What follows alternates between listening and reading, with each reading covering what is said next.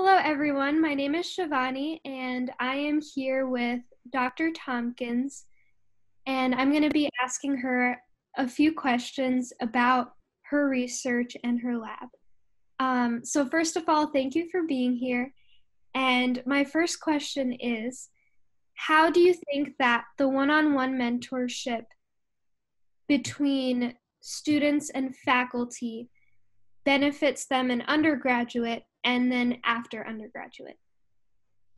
Sure. So, one of the main benefits of participating in a research lab is just getting that one on one experience with a faculty mentor. So, it's a little bit different than being in a class where the faculty member is teaching to a large group and you don't necessarily have that one on one interaction. In the lab, it's more of an apprenticeship type of relationship where you're learning directly from the faculty member, and especially at the regional campuses, that is the faculty member that you're learning from, not a graduate student. If you're on a larger campus and we're part of a lab, you might be interacting with a supervisor that was a graduate student or not necessarily the faculty member.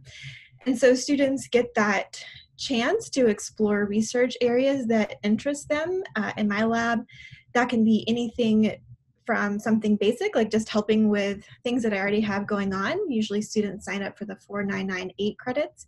So they're getting the coursework credits for that work, to doing something more independent, like doing one of our research forum projects, to doing something even more advanced, like a senior thesis. So some students in their senior year will take on an independent project and do the literature review, come up with the plan for data collection, collect the data, present the results, so they really get the full experience of all of those steps. But even when students don't want to take on that big of a project, there's lots of things for students to get involved in. And in my lab, which focuses on preschoolers, social and cognitive development, there's often a lot of different things that students could pick from that interest them. So they get that one-on-one mentoring, they get a little more depth of knowledge there. And then the second part of your question, moving on to beyond undergrad, a lot of students take this chance.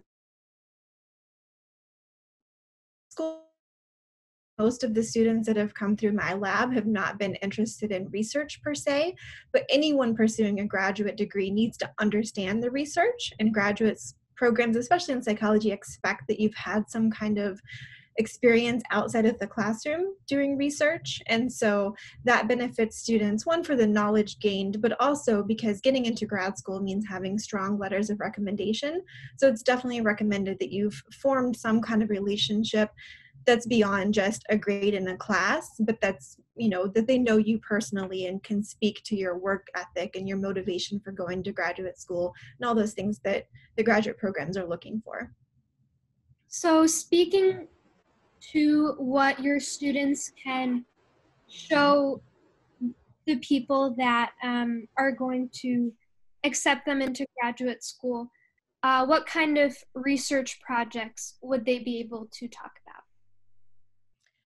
Sure. So because I do study child development, often the projects are a little bigger than what students can achieve in like a semester or even a year. So often they're coming into my lab and I already have several projects going on, but they might be able to take a piece of something and do something independent with it. And so I definitely encourage students to do one of those independent projects so that they can have a presentation on their resume, on their CV going into grad school.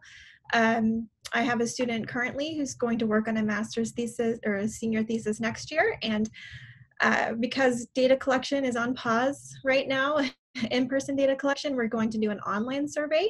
And that is something that's a little more manageable that we could actually do, within a year time frame. Although we had planned to collect data in person, we can't do that any longer. So we can always come up with something that's flexible and come up with some kind of way that students can achieve an independent project going into graduate school. Okay, so I can definitely see that. So based on all of this information, how did you start your research career? So I'm assuming that online surveys weren't maybe as widespread when you were starting out in your research career? That is correct. So I really started, like a lot of students, I think, with taking the courses that interested me and then finding the ones that kind of were speaking to me. So I definitely took a lot of psych courses as a psych major in undergrad, but there were certain ones that seemed really interesting to me, and that was usually the developmental courses. And then I took a language development course in my senior year, and then sort of realized that that was something that really interested me. And so I applied for graduate. I did take a year off. I applied to graduate programs in psychology after that year and applied to actually work with that instructor of that language development course, and he became my PhD advisor. So it's really just about taking the courses that interest you, getting the lab experience. I did work in a developmental lab as an undergrad, but I worked with older adults, so that's not what I do now, but that's still within the realm of developmental psychology. So taking the courses that interest you, getting involved in a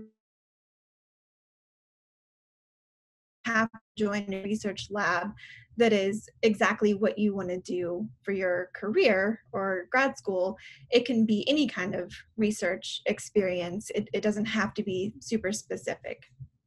So I think that what you're saying is all research is good research, even if it doesn't necessarily fit the realm of what you're wanting to pursue.